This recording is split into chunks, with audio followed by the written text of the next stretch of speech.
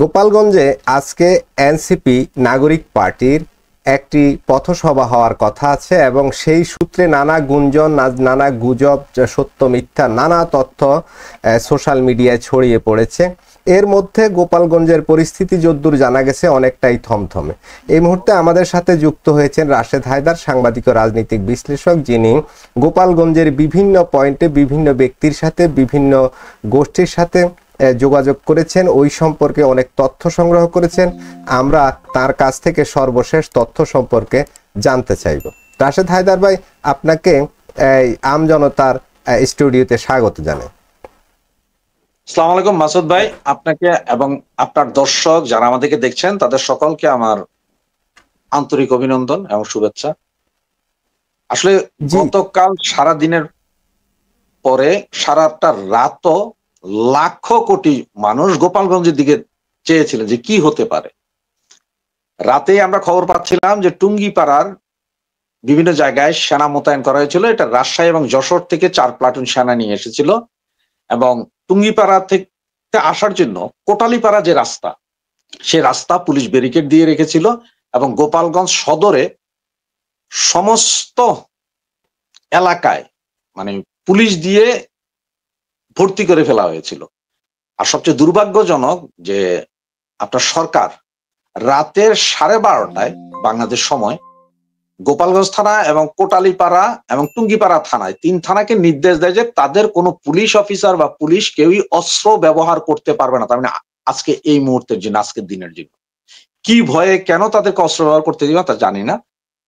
তবে সকাল 7টা থেকেই পাবলিক নামা শুরু করে গোপালগঞ্জের রাস্তায়। প্রতিটা রাস্তা ঘেরাও করে ফেলে, প্রতিটা রাস্তা ব্লকেট দেয়।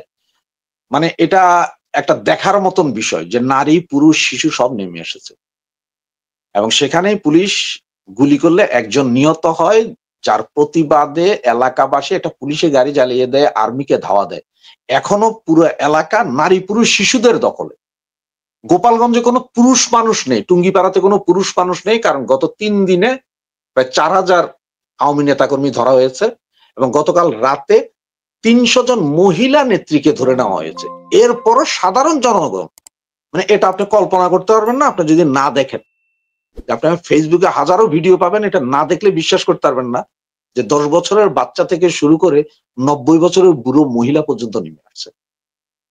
তারা তাদের সন্তান, যে টুঙ্গিপাড়া যে তাদের সন্তান বঙ্গবন্ধু শেখ মুজিবুর রহমান ঘুমিয়ে আছে, তাদের কথা হচ্ছে এই ঘুম থেকে আমরা তোমাদেরকে জাগাতে দেব না, আমাদের সন্তান আমাদের বুকেই আছে। ধন্যবাদ মাসুদ।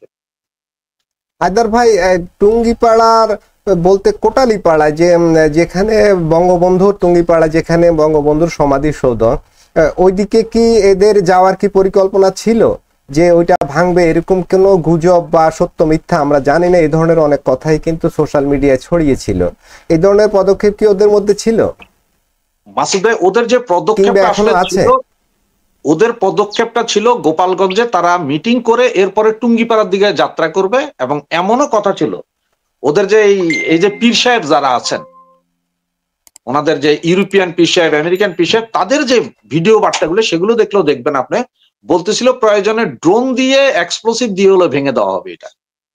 তার মানে ওদের কথা হচ্ছে যে টুঙ্গিপাড়ায় বঙ্গবন্ধুর মাজার নামে কিছু থাকতে পারবে না। আর এই কথা জানার পরেই মানুষ ক্ষোভে ফেটে পড়ে আসে এবং ওদের যে প্ল্যান সেটা খুবই দুর্দান্ত ছিল যে তারা জামাত ইসলাম সহযোগিতা করতেছিল, তার থেকে কোটালীপাড়া দিয়ে, অন্যান্য জঙ্গি সংগঠনগুলো কোটালীপাড়া দিয়ে ঢুকবে আর বাকিরা গোপালগঞ্জ থেকে সরাসরি। তবে এখন কথা হচ্ছে যে এই মুহূর্তে আসলে যদি আজকে যদি যায়, এটা একটা রক্তক্ষয়ী সংঘর্ষ হবে এবং যতটুকু আমি ওখানকার জনগণ থেকে কথা বলে জানতে পেরেছি, তারা বলতেছে বঙ্গবন্ধুর সমাধিতে যদি একটা হাতও দেওয়া হয় তাহলে সেখানে আজকে হয়তো আরো হাজারো সমাধি হবে। তাহলে বেরিয়ে আসার কারো উপায় নেই। গোপালগঞ্জ থেকে টুঙ্গিপাড়া যেতে 1.5 ঘন্টা লাগে, আর আপনার আবার কোটালীপাড়া দিয়ে আসতো 1-1.5 ঘন্টা লাগে। তাহলে ওরা যদি কোনোভাবে এই পুলিশ আর্মির সহযোগিতায় যায়ও, বেরিয়ে আসা ওদের জন্য দুঃখজনক হবে এবং কি যে হবে এটা তো কেউ কল্পনাও করতে পারছে না। এবং এটা ন্যাক্কারজনক একটা ঘটনা যে বঙ্গবন্ধুর মাজার ভাঙতে যাবে তারা, এই দুর্দান্ত সাহস, মানে মুক্তিযুদ্ধ বলতে কিছুই থাকতে দিবে না তাদের, সেটাই প্ল্যান।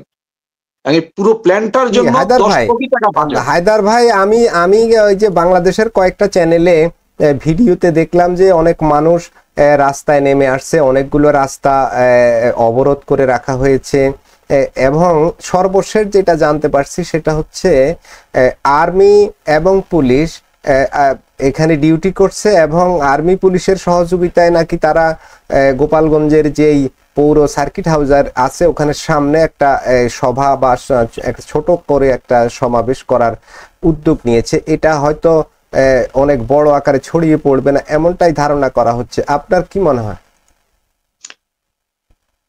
মাসুদ ভাই, এখানে আর্মি এবং পুলিশ নামিয়েছে সরকার।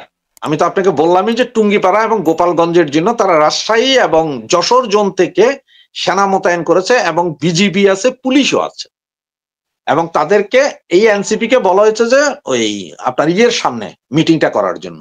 এই মুহূর্তে তাদেরকে বলা হয়েছে যে গোপালগঞ্জ সার্কিট হাউসের আশপাশে ওইদিকে মিটিংটা করার জন্য।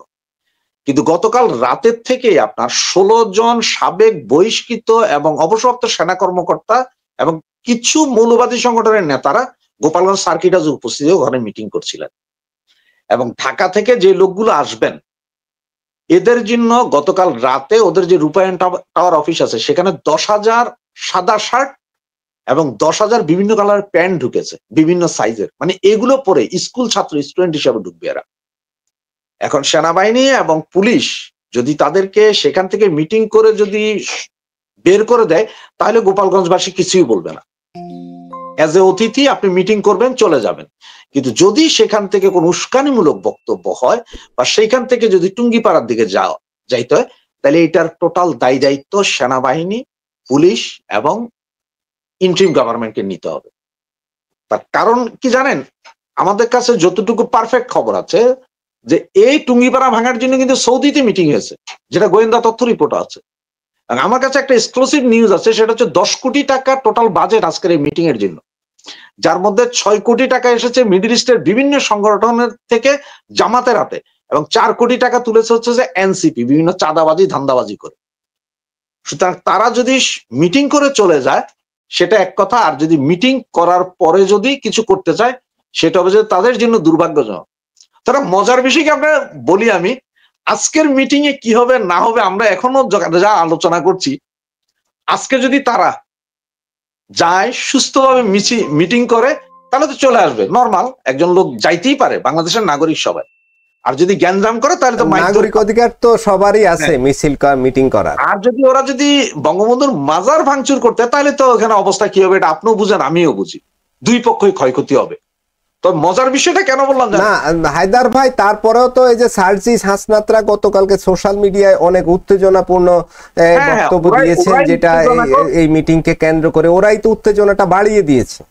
ওরাই উত্তেজনাটা বাড়িয়ে দিয়েছে কেন জানেন আপনারা? একটা ওই যে বললাম মজার বিষয়টা কি জানেন, ওরা যদি মিটিং করে ঢাকায় চলে আসে তখন এসে বলবে যে আমরা আওয়ামী লীগের তথাকথিত ক্যান্টনমেন্টের ভিতরে গিয়ে মিটিং করে এসেছি, কিছুই করতে পারেনি, ফার্স্ট কথা। আর দ্বিতীয় কথাটা কি বলবে জানেন, যদি মাইর খায় তখন বলে দেখো ওই যে ফ্যাসিস্টের দোসর এখনো টুঙ্গিপাড়ায় আছে, গোপালগঞ্জে আছে, সেখানে আমরা যাওয়ার পরে আমাদেরকে। তো তাদের যে প্ল্যান, তারা সম্ভবত তাদের মিটিং এ নিজেরাই বোমা ফাটাইতে পারে, এতটুকু শোনা যাচ্ছে। তাদের মিটিং এ তারাই বোমা ফাটিয়ে হয়তো একটা ম্যাসাকার করতে পারে। ধন্যবাদ মাসুদ। জি হায়দার ভাই, সর্বশেষ তো এনসিপি হয়তো মিটিংটা করতে পারবে, যেভাবে আমরা দেখলাম যে সেনাবাহিনী বা পুলিশ যে ভূমিকা নিয়েছে, এবং যেটা বলছিলেন সেনাবাহিনী কি টুঙ্গিপাড়ায় বঙ্গবন্ধুর সমাধিসৌধকে নিরাপত্তা দেওয়ার জন্য সেখানে গেছে, নাকি ওখানে ভাঙচুরকারীদের নিরাপত্তা দেওয়ার জন্য গেছে, নাকি 32-এর মতো ওদেরকে ফোন দিলে তারা আবার লেজ গুটিয়ে চলে যাবে সেখান থেকে? কি মনে হয় আপনার? ভাই, সেনাবাহিনীকে আমি অন্তত বিশ্বাস করি না।